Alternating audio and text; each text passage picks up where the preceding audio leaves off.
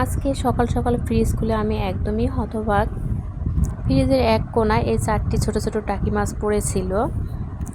গতকালই দেখেছিলাম ফ্রিজ একদম ফাঁকা, কিন্তু আমার মনে ছিল না সেটা বলার।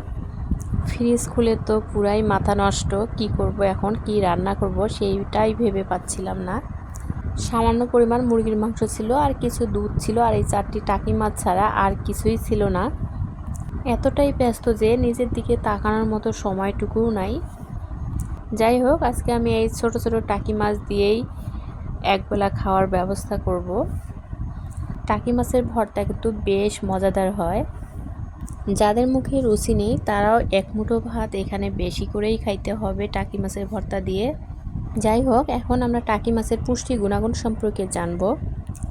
মানুষের শরীর খারাপ হলে, মানে অসুস্থ হলে, ডাক্তাররা কিন্তু জিওল মাছ খেতে বলে, বা রক্তশূন্যতা দেখা দিলেও কিন্তু ডাক্তাররা সবসময় বেশি বেশি করে জিওল মাছ খেতে বলেন।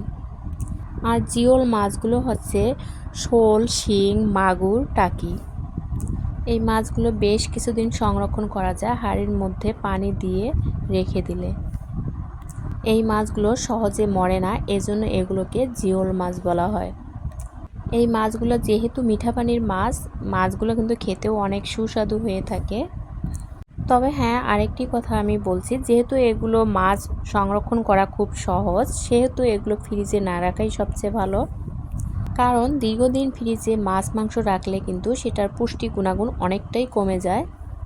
আমরা চাইলেই দীর্ঘদিন এই মাছগুলো সংরক্ষণ করে খেতে পারি পুষ্টি গুণাগুণ ঠিক রেখে।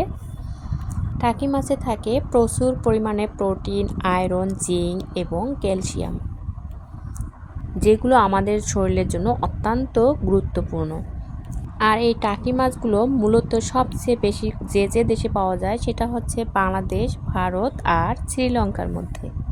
আর সবচেয়ে এই মাছগুলো হয় খাল, বিল, ডোবা, নালায়, এইগুলো স্থানে। যাই হোক, পুষ্টি গুণাগুণ সম্পর্কে বলতে বলতে আমার ভর্তা একদমই রেডি। আমি এখন কাটা ছাড়িয়ে নিচ্ছি। যেহেতু রাহাত ছোট মানুষ, কাটা সহ তো খেতেই পারবে না, এই জন্য আমি কাটাগুলো ছাড়িয়ে নিচ্ছি। আর কাটা ছাড়িয়ে নিলে ভর্তাটা খেতে অনেক ভালো হয়। এখানে কিন্তু আমি মাছের চেয়ে পেঁয়াজ নিছি একটু বেশি, কারণ আমার আজকে এটা দিয়েই একবেলা খেতে হবে যেহেতু 3 জনকে। তাছাড়াও মাছ ভর্তার মধ্যে পেঁয়াজ একটু বেশি দিতে হয়। ভর্তাটা কিন্তু দেখতে অনেক লোভনীয় লাগছে।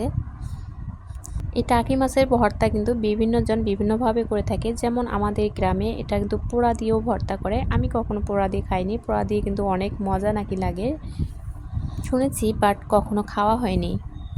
তবে যে কোনো একদিন ট্রাই করব ইনশাল্লাহ, আপনাদের মাঝেও শেয়ার করব। সবাই ভালো থাকেন, সুস্থ থাকেন, আল্লাহ হাফেজ।